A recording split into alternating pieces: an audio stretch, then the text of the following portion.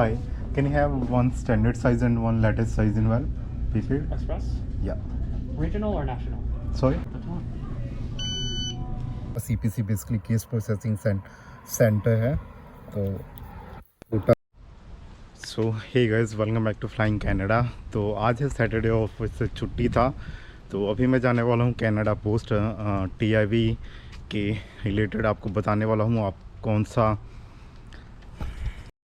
हाँ जी, तो आज की वीडियो में बताने वाला हूँ कि आप TIV के लिए कैसे पासपोर्ट भेजना है, उसमें कौन कौन से डॉक्यूमेंट्स लगेंगे और कौन से पोस्टल एड्रेस पे भेजना है, क्योंकि दो है तो उसमें से कौन सा चूज़ करना है और कितने ईमेल चाहिए, प्रोसेसिंग टाइम क्या है। और बहुत से क्वेश्चंस आए थे कमेंट बॉक्स में लास्ट वीडियो पे कि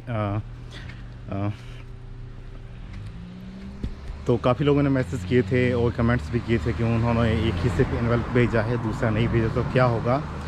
और उसके साथ कई उन्होंने ऐसे मतलब कि काफ़ी प्रोसेसिंग लेट है, पासपोर्ट लॉस्ट हो गया है। तो ये सब वीडियो में कवर होऊंगा, जितने भी डाउट्स हैं आपके सभी वीडियो में कवर होऊंगा, लास्ट तक देखना। और सबसे पहले अभी चलता हूँ, मैं आपको इन्वेल्प लेके दिखाता हूँ कि कौन सा इन्वेल्प लेना है और उस पर एड्रेस कौन सा डालना है और भेजना कैसे, उसमें कौन से डॉक्यूमेंट्स लगेंगे। तो सबसे पहले मैं कनाडा पोस्ट चलता हूँ, वहाँ से इन्वेल्प लेके आपको दिखाता हूँ। उसके बाद आगे का वीडियो कंटिन्यू करता हूँ, पूरा वीडियो बताऊँगा कि प्रोसेसिंग टाइम क्या है और मेन जो भी बातें हैं इसमें। तो चलिए स्टार्ट करते हैं।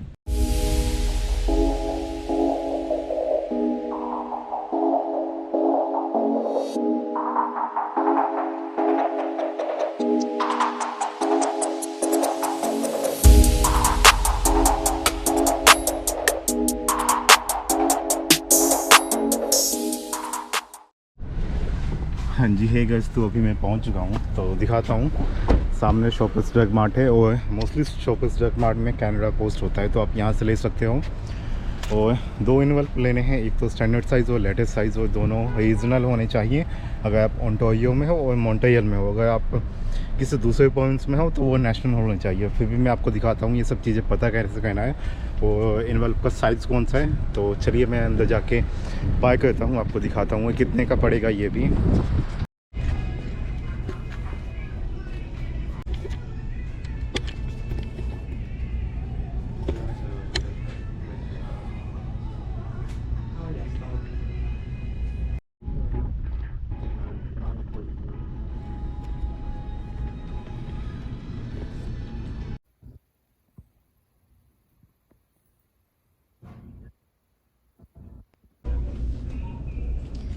Hi, can you have one standard size and one latest size in well?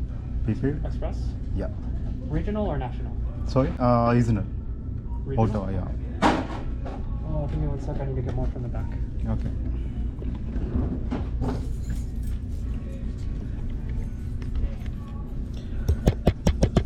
So, ये वाला स्टैंडर्ड साइज़ है, वहाँ पे रीजनल लेना है, लेकिन नेशनल था। लेटेस्ट साइज तो पीछे से लाने गया है, तो बाकी मैं आपको आगे बताता हूँ। तो ये वाले हैं, एक्सप्रेस पोस्ट वाले हैं सभी।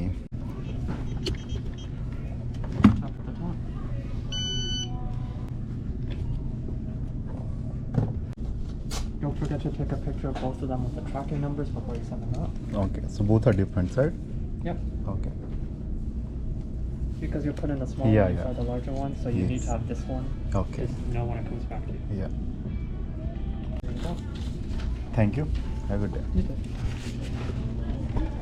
हाँ जी, तो मैं ये इन्वेल्प्स ले आया हूँ। कितने का पड़ा, क्या है और क्या देखना है। सबसे पहले तो आपको ये देखना है, एक्सप्रेस पोस्ट होना चाहिए, मतलब ये पहले से प्रीपेड है, मतलब कि हमने पहले से पे किया हुआ है। सेकंड वाले के भी, फर्स्ट वाले के लिए भी। इससे 35 का पड़ा, वैसे मैं आपको बिल भी दिखाता हूँ, 35 का पड़ा।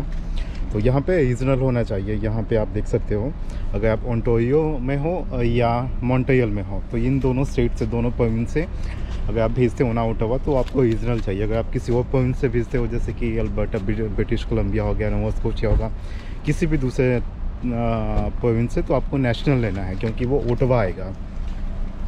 तो बाकी आपको मैं घर जाके दिखाता हूँ कैसा है और क्या क्या किन किन बातों का ध्यान रखना है, उस पर क्या क्या मस्ट होना चाहिए इन्वेल्प्स पे। तो चलिए सीधा वहीं पे जाके आपको बताता हूँ।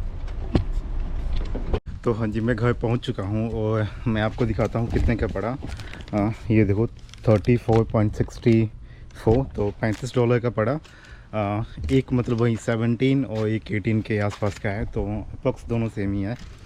तो ओके, अब मैं दिखाता हूँ कि आपको इनवॉल्व पे देखना क्या है, वो उन लोगों को बोलना क्या है कि आपको चाहिए क्या। तो सबसे पहले कि जैसे कि ये हो गया, ये होता है लेटेस्ट साइज़, जिसमें कि आपका समझ लीजिए कि A4 साइज़ का पेपर आ जाएगा, और ये होता है स्टैंडर्ड साइज़। तो दोनों एक्सप्रेस पोस्ट हैं और दोनों रीजनल हैं। तो रीजनल आपने तभी लेना है जब आप ओंटारियो में या मॉन्ट्रियल में आते हो, वहाँ से ऑटोवा भेजना होगा। आप किसी दूसरे प्रोविंस में आते हो तो आपको नेशनल लेना होगा, ठीक है। और इसके अलावा साइज़ कहाँ से पता चलेगा, तो साइज़ आपका यहाँ पे ये है, जैसे कि साइज़ है स्मॉल 260x159 mm, ठीक है। ये स्टैंडर्ड साइज़ के लिए है, और आपको मैं दिखा देता हूँ, ऐसे दिखेगा शायद।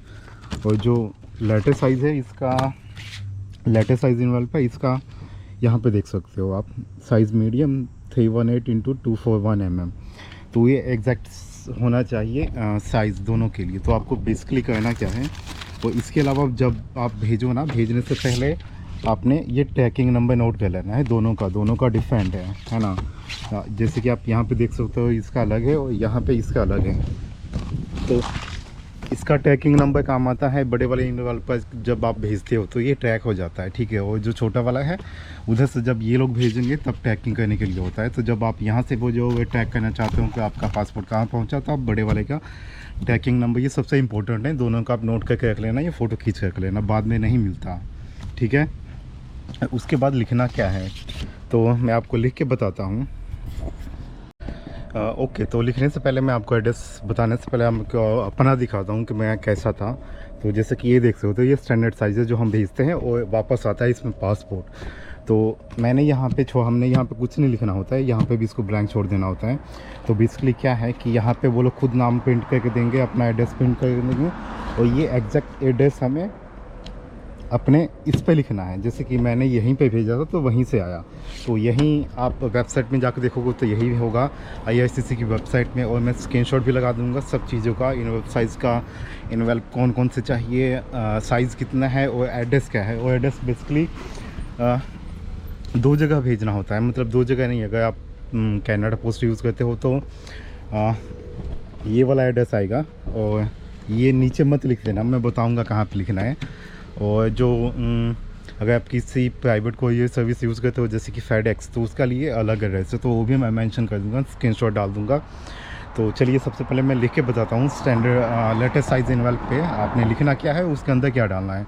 तो सबसे पहले कि जैसे कि ये स्टैंडर्ड साइज़ है जिसमें आपका पासपोर्ट वापस आएगा, तो ये इसके बीच में चला जाएगा ऐसे, इस पर कुछ नहीं लिखना, ठीक है। और ये ऐसे चला गया, और इसके बाद आपका पासपोर्ट और आपका अप्रूवल लेटर वो प्रिंट आउट करवा के आपने 3 चीज़ें इस बड़े वाले इन्वेलप में डालना है, ठीक है। आपको फिर से बताता हूँ, एक आपका पासपोर्ट हो गया, अप्रूवल लेटर हो गया, और स्टैंडर्ड साइज़ इन्वेलप, ये तीनों चीज़ें आपके बड़े वाले इन्वेलप में आ जाएंगी। ओके, तो और स्टैंडर्ड वाले पे कुछ भी नहीं लिखना आपने, वो खुद ही मतलब प्रिंट आउट करके देंगे। उसके बाद मैं आपको दिखाता हूँ कि लेटर साइज़ पे क्या लिखना है। ओके, तो ये है लेटर साइज़, और इस पे जो 2 वाला सेक्शन है इस पे हमने ओटावा ऑफिस का डालना है, और ये वाला सेक्शन में हमें अपना एड्रेस डालना है। तो सबसे पहले मैं यहाँ पे बताता हूँ क्या आएगा। जैसे कि 2 आ गया, तो बेसिकली आप यहाँ पे, तो हम यहाँ से स्टार्ट कर सकते हैं, ये आप छोड़ सकते हो। यहाँ पे हम नेम लिखेंगे, टेम्परेरी, ठीक है, रेजिडेंट, वीज़ा सेक्शन, ये यहाँ पे आ गया। उसके बाद एड्रेस पे हमने लिखना है CPC। वेबसाइट पे आपको इसका फुल फॉर्म होगा, लेकिन आप उतना फुल फॉर्म लिख नहीं पाओगे, तो इसीलिए जैसे कि यहाँ पे भी है CPC ओटावा राइट, सेम हमने वैसे लिखना है CPC Ottawa. CPC basically case processing centre है, तो ओटावा। उसके बाद ये वाला address same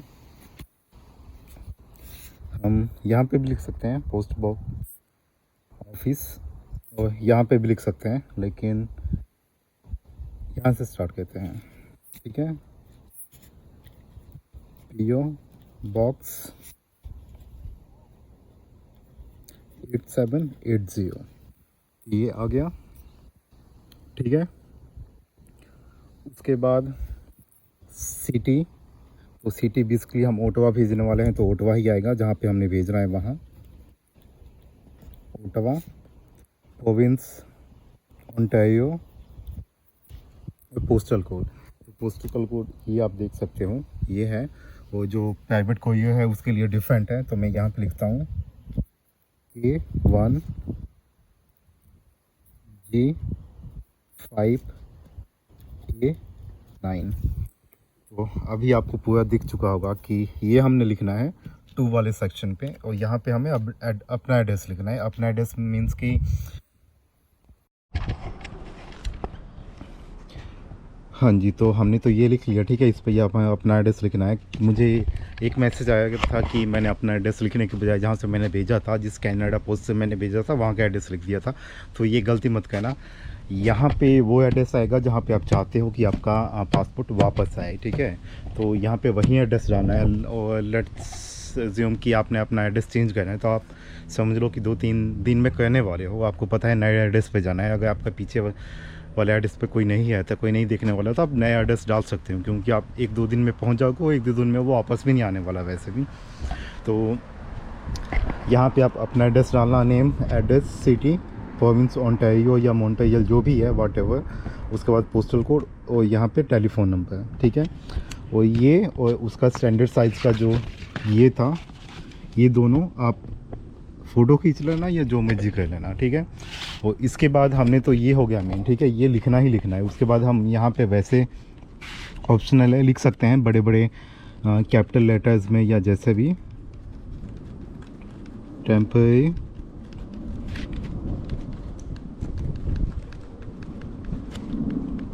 resident visa section. ठीक है,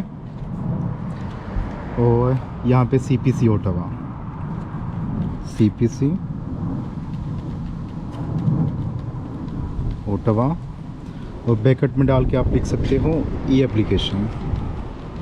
अगर आपने ऑनलाइन अप्लाई किया है तो, अदरवाइज अगर आपने पेपर बेस्ड किया है तो वो ये लिखने की ज़रूरत नहीं है। ओके, तो आपको एक आइडिया लग चुका होगा कि ये भेजना है हमें, यहाँ भेजना है, ये एड्रेस आएगा। और सेम वेबसाइट पे भी यही है, लेकिन इसके अलावा एक और एड्रेस है जो प्राइवेट कोरियर का है, वो भी मतलब अगर आप प्राइवेट कोरियर यूज़ करते हो तो सबसे पहले बात करते हैं कि टाइम कितना लगता है, आजकल प्रोसेसिंग टाइम क्या है। तो बेसिकली अगर जब आपने अप्लाई किया ना, तो उसको अप्रूव होने का जो टाइम है वो 16 डेज़ है ऑनलाइन, और अगर पेपर बेस्ड करते हो तो वो 21 डेज़ है।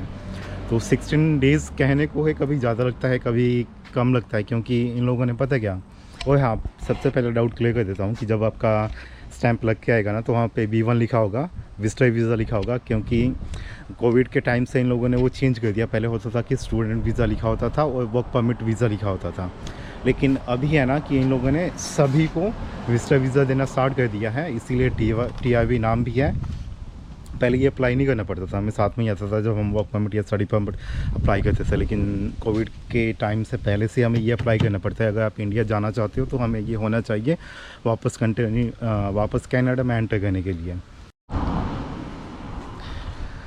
तो ये तो हो गया प्रोसेसिंग डेज़ का। ठीक है, और कभी कभी होता है कि आपसे किसी ने पहले अप्लाई किया हो, किसी फ्रेंड ने पहले अप्लाई किया हो, या बाद में किया हो। अगर बाद में किया हो तो उसके पहले आ जाता है आपका, मतलब टाइम लगता है। तो ये होता है, मेरे पास काफ़ी मैसेज या कमेंट्स आते हैं कि मेरे फ्रेंड ने मुझसे बाद में अप्लाई किया लेकिन उसका पहले आ गया। तो अब इसमें लग है, किसी का एप्लीकेशन ऑफिस के हाथ में पहले लग जाता है, किसी का बाद में लगता है। ये मतलब एक प्रोसेस है, तो कोई बोल नहीं सकता कि इतने डेज़ हैं तो उतने डेज़ में आ ही जाएगा। ठीक है, मैं जब मैंने अप्लाई किया था 1 महीना लगा था, जबकि 180 डेज़ दिखाया था प्रोसेसिंग टाइम। ठीक है, बट 1 मंथ के अंदर अप्रूव हो गया था। उसके बाद विदिन 12 डेज़ में जब मैंने भेजा था, तो विदिन 12 डेज़ में वो आ गया था मेरे पास।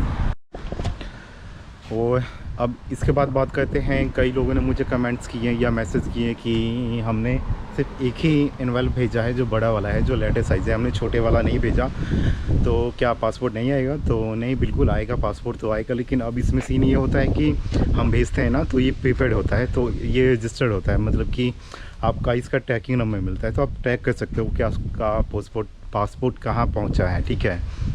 अगर आप छोटे वाला नहीं भेजते तो जो कनाडा CPC मतलब ऑफिस है ना, तो वो लोग क्या कहते हैं कि सिंपल मतलब बेसिक जो मेल होता है ना, उसमें डाल के भेजते हैं, तो उसका कोई ट्रैकिंग नंबर नहीं होता, आपको वो ट्रैकिंग नंबर नहीं बता सकते। इतना आप उनसे कांटेक्ट करोगे कि डिस्पैच हुआ कि नहीं, वो सिर्फ इतना बता सकते हैं, लेकिन पासपोर्ट कहाँ है, किस लोकेशन पे, वो सब नहीं पता लगता। तो ये मस्ट है कि आप छोटे वाला जो इन्वेल्प अपने से ही बाय करके भेजो, क्योंकि उनको भी एक एक्स्ट्रा मतलब काम करना पड़ जाता है, जिससे कि आपका प्रोसेस में भी डिले आता है। वो लिखा भी हुआ है वेबसाइट पे कि अगर आप सिर्फ एक ही भेजते हो तो प्रोसेस डिले हो सकता है, राइट। और आपके पासपोर्ट लॉस्ट होने का भी चांसेस हैं इसमें, मतलब कि हो, एक तो आप ट्रैक नहीं कर पाओगे, है ना। तो उसके बाद ये सबसे मेन इम्पोर्टेंट है। काफ़ी लोगों ने मुझे बोला कि जो विजिटर वीज़ा का एक्सपायरी डेट है वो मतलब 3-4 साल के लिए, तो 3-4 साल के लिए बेसिकली क्या है ना कि पहले तो ये मतलब जब तक वर्क परमिट है तब तक का ही देते थे, लेकिन अभी है कि जब तक आपका पासपोर्ट का एक्सपायरी डेट है, लेट्स से कि आपका 2026 में एक्सपायर होने वाला है पासपोर्ट, तो उस डेट तक का ये विजिटर वीज़ा देते हैं जो कि वैलिड है। और हाँ, चेक करें ना कि जो वीज़ा स्टैंप लग क्या है वो मल्टीपल है या मल्टीपल एंट्रीज़ है या सिंगल एंट्रीज़ है।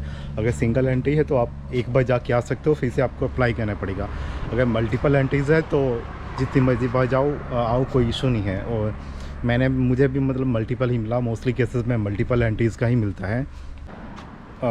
और हाँ, मतलब एक लड़के स्टूडेंट ने मुझे मैसेज किया था कि मैंने अप्लाई कर दिया है, लेकिन मुझे एमरजेंसी में इंडिया जाना है, तो क्या मैं वहाँ पहुँच के मतलब प्रोसेस कंटिन्यू कर सकता हूँ? तो इस पे IRCC के वेबसाइट पे क्लियरली मेंशन है कि आप अवेट करो, यहाँ मतलब आपका पासपोर्ट मिल जाए, अदरवाइज़ क्या होगा कि आप पहुँच तो जाओगे, ठीक है, लेकिन ये गारंटी नहीं दे सकते कि आपका एप्लीकेशन अप्रूव होगा कि नहीं। अगर अप्रूव नहीं होता तो फिर वही आने में दिक्कत होगा। तो कोई भी इमरजेंसी केस हो, ये सेपरेट मतलब